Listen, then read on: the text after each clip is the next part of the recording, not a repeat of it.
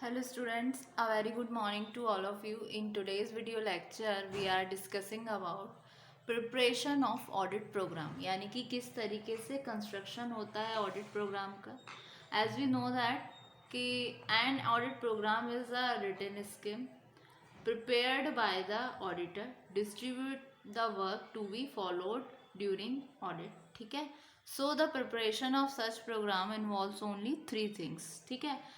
जब भी हम प्रिपेयर करते हैं कोई ऑडिट प्रोग्राम, यानी कि कंस्ट्रक्शन में प्रिपरेशन में ऑडिट प्रोग्राम के सिर्फ तीन बातों को इन्वॉल्व किया जाता है. सबसे पहला, how much work is to be done, मतलब कितना काम डन होना है. Who is going to do a particular portion of the work, मतलब कौन कितना पर्टिकुलर पोर्शन करेगा काम का. और what is the duration of time, मतलब समय की क्या अवधि होगी, क्या टाइम होगी, कितना टाइम किस मतलब कौन सा कितना समय कितना काम किस समय में कंप्लीट होगा.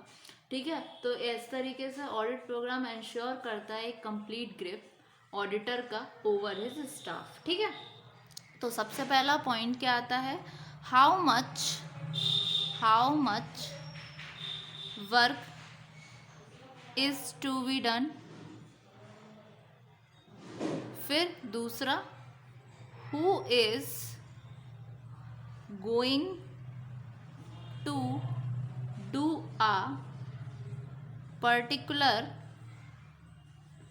Portion of the work. Next आएगा, what is the duration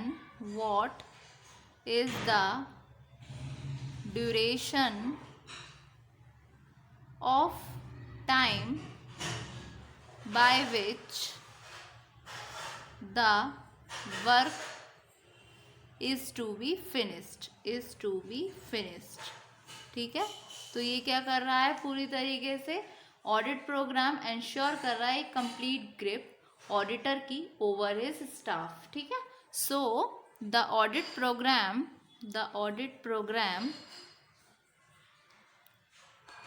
ensures a complete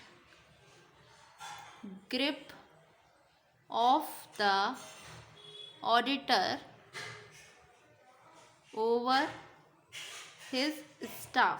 ठीक है. ये तो बात हुई प्रिपरेशन की, कंस्ट्रक्शन की, ऑडिट प्रोग्राम के. अब हम बात करेंगे कि ऐसी कौन सी प्रिकॉशंस हैं जो ली जाती हैं जब भी आप प्रिपेयर करते हो ऑडिट प्रोग्राम को. तो कुछ फॉलोइंग प्रिकॉशंस हैं जिसको ध्यान में रखना चाहिए, कंसीडर करना चाहिए जब भी आप प्रिपेयर करते हो ऑडिट प्रोग्राम्स को. ठीक है. तो यानी कि प्रिकॉशंस while preparing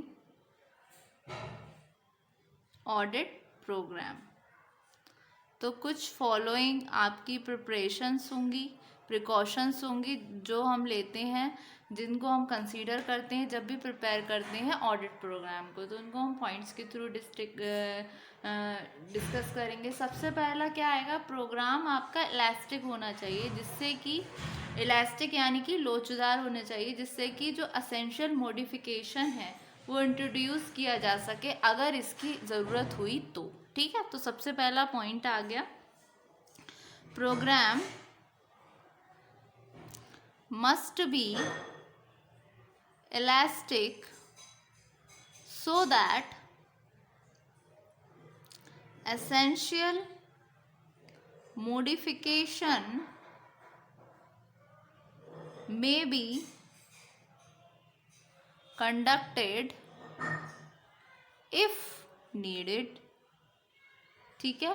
फिर नेक्स्ट आता है आपका कि ये आपका कैसा होना चाहिए, रिटन होना चाहिए. साथ ही साथ जो भी जिस पर्सन को जो काम डिस्ट्रीब्यूट करना है या डिवीज़न करना है वर्क का, वो पूरी तरीके से क्लैरिफाई हो, पूरा उसका क्लैरिफिकेशन हो कि जो भी वर्क परफॉर्म किया जा रहा है हर स्टाफ के द्वारा, मतलब हर एक कॉलम होना चाहिए सिग्नेचर का, डेट का, ये सारा कुछ. ठीक है. तो it should be written and for the clarification of the work performed. Work perform, ठीक है। उसके बाद में क्या होना चाहिए, उसके बाद में ये आपका जो भी स्टाफ है, जो भी स्टाफ मेंबर्स हैं, उनका एक कॉलम होना चाहिए सिग्नेचर का, डेट का, ठीक है। तो each staff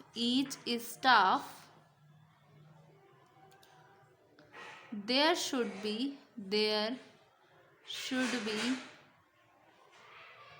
columns for signature, date etcetera, ठीक है। फिर आते हैं, ये आपका कैसा होना चाहिए, जो आपका ऑडिट प्रोग्राम है ये आपका होना चाहिए पूरी तरीके से इलेबोरेट, ठीक है, और क्लियर मैनर में होना चाहिए। तो it should be elaborate and clear. उसके अलावा ये आपका ऑब्जेक्टिव होना चाहिए, इट मस्ट बी ऑब्जेक्टिव। फिर जो भी पर्सन जिस काम को करे, तो for each different work different programmes must be made, मतलब हर प्रत्येक डिफरेंट काम के लिए क्या होना चाहिए, एक डिफरेंट प्रोग्राम बनाना चाहिए, ठीक है। तो for each different work different programmes must be made. जो भी ऑब्जेक्ट्स है ऑडिट का, उसको अपने ध्यान में रखना ज़रूरी है, यानी कि object of audit must be taken into consideration. तो objects of audit must be taken into consideration, ठीक है। फिर उसके बाद में स्टूडेंट आपका आता है, एक पॉइंट और आता है कि क्या होना चाहिए, जो आपका ये ऑब्जेक्टिव हुआ। फिर उसके बाद में जो भी आपका वर्क होगा या रिस्पॉन्सिबिलिटीज़ होंगी एम्प्लॉयज़ की, वो आपकी मेंशन होनी चाहिए, ठीक है। So next, responsibilities of the employees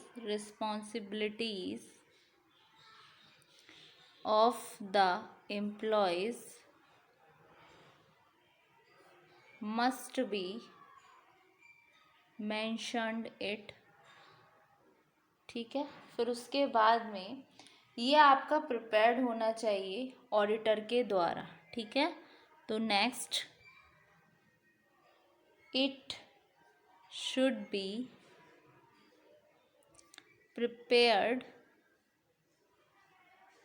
only by the auditor, ठीक है।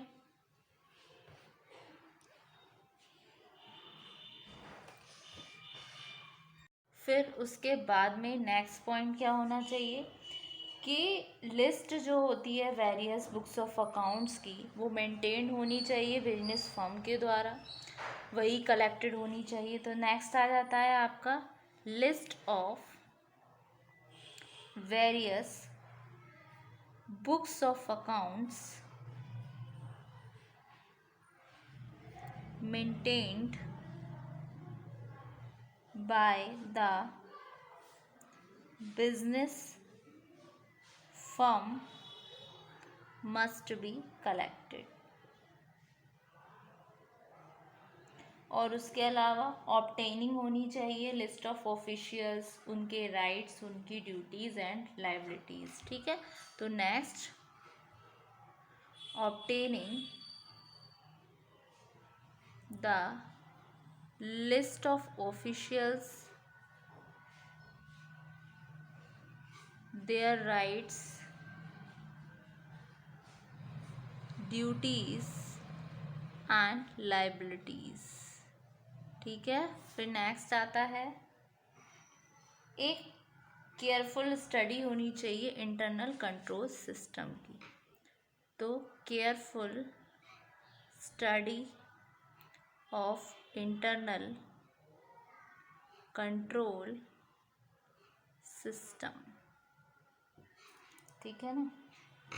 तो ये कुछ इम्पॉर्टेंट प्रिपरेशन होती है यानी कि कंस्ट्रक्शन ऑडिट प्रोग्राम की, जिसमें आपके 3 पॉइंट्स को ध्यान में रखा जाता है, कंसीडर किया जाता है इस तरीके के प्रोग्राम में। सबसे पहले कि कितना वर्क डन होना चाहिए, फिर who is going to do a particular portion of the मतलब कितना पोर्शन कौन सा कौन करेगा, ठीक है, कौन करने जा रहा है। What is the duration of time, यानी कि टाइम का क्या ड्यूरेशन होगी, कितने टाइम में ये कंप्लीट होगा आपका टास्क। उसके अलावा प्रिकॉशन, जब भी हम प्रिपेयर करते हैं ऑडिट प्रोग्राम को, तो सबसे पहले प्रोग्राम आपका इलास्टिक होना चाहिए, जिससे कि एक एसेंशियल मॉडिफिकेशन हो सके कंडक्टेड अगर इसकी आवश्यकता हो।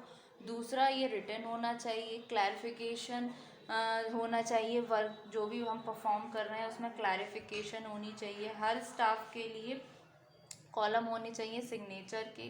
साथ ही ये आपका एलैबोरेट एंड क्लियर होना चाहिए, और जो आपका ऑडिट प्रोग्राम है वो आपका ऑब्जेक्टिव हो, और each different work each programme आपका मेड होना चाहिए। ऑब्जेक्ट क्या हो ऑडिट का, क्या ऑब्जेक्ट है ऑडिट का, वो आपका कंसीडर होना चाहिए। साथ ही साथ जो भी रिस्पॉन्सिबिलिटीज़ हैं एम्प्लॉयज़ की, वो सारा मेंशन होना चाहिए। फिर ये प्रिपेयर्ड किया जाना चाहिए ऑडिटर के द्वारा।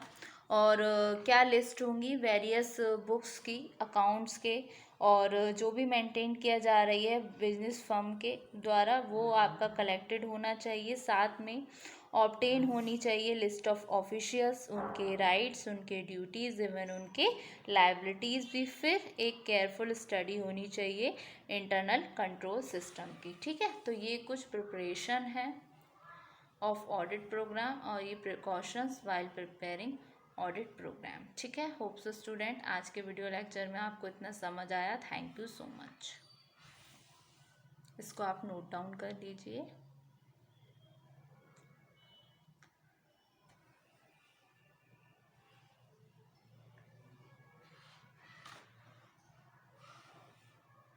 Thank you so much, student.